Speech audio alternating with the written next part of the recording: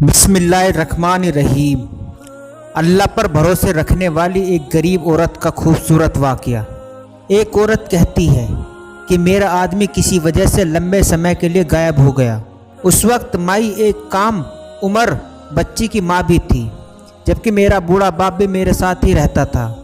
ہماری غربت اور مفلسی بہت زیادہ تھی اور اکثر ہمارے گھر میں کھانے کے کچھ بھی نہیں ہوتا تھا۔ اگر ہم دن میں کچھ کھا لیتے تو رات میں بھوکا ہی سونا پڑتا تھا۔ صبر کے ساتھ ہم لوگ ہر حال میں اللہ کا شکر ادا کرتے تھے۔ ایک رات تو بھوک اور پیاس نے ہمارا ایسا امتحان لیا کہ اس سے پہلے کبھی بھی نہیں لیا تھا۔ میری بیٹی کو بہت تیز بخار آ گیا تھا۔ بچی کا بخار اتنا تیز تھا کہ میں اور میرے والد اپنا بھوک پیاس سب بھول کر ایسی بے بسی اور لاچاری اس سے پہلے کبھی بھی نہیں دیکھی تھی۔ بے قراری جب حد سے زیادہ بڑھ گئی تو مجھے اللہ تعالیٰ کی وہ قول یاد آ گئی کہ بھلا کون بے قرار کی صدا قبول کرتا ہے؟ جب وہ اس سے دعا کرتا ہے تو کون اس کی دعا قبول کرتا ہے؟ جی ہاں، کون ہے جو بھوک، بیماری، دکھ، تکلیف، پریشانی، مصیبت دور کرتا ہے؟ یہ سب جب میں صبح کو اٹھی اور وضو کیا، پانی سے پٹی بھگا کر بچے کے سر پر رکھا، اللہ کے حضور نماز کے لیے کھڑی ہو گئی، 2 رکعت نماز پڑھنے کے بعد ہاتھ اٹھا کر بچی کے لیے دعا کی اور پھر اس کے ماتھے سے پٹی اتار کر دوبارہ پانی سے بھگا کر رکھی اور پھر نماز کے لیے کھڑی ہو گئی۔ نماز کے بعد ایک بار پھر بارگاہ الہی میں ہاتھ اٹھائے، دعا کی، دعا کے بعد پھر سے پانی کی پٹی بدلی اور دوبارہ نماز کے لیے کھڑی ہو گئی۔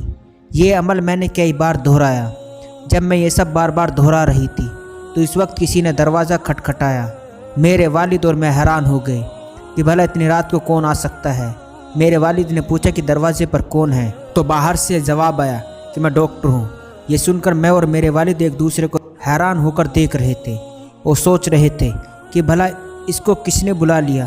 پھر میرے والد نے جا کر دروازہ کھولا۔ ڈاکٹر نے آتے ہی پوچھا کہ مریض کدھر ہے۔ ہم نے سادگی سے بچی کی طرف اشارہ کر دیا۔ ڈاکٹر نے بچی کو چیک کیا، پھر کاغذ پر دوا لکھ کر میرے ہاتھ میں رکھتے ہوئے بولا، لائیے میری فیس لائیے، میں اب چلتا ہوں۔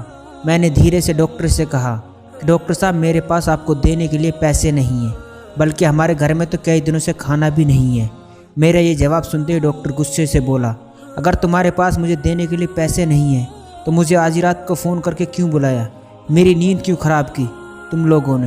ڈاکٹر کے منہ سے ٹیلی فون کی بات سن کر مجھے لگا کہ ڈاکٹر شاید غلطی سے ہمارے گھر میں آ گئے ہیں۔ میں نے ہمت کر کے ڈاکٹر کو جواب دیا کہ ڈاکٹر صاحب، ہم نے آپ کو فون کر کے نہیں بلایا ہے، بلکہ ہمارے پاس تو ٹیلی فون ہی نہیں ہے۔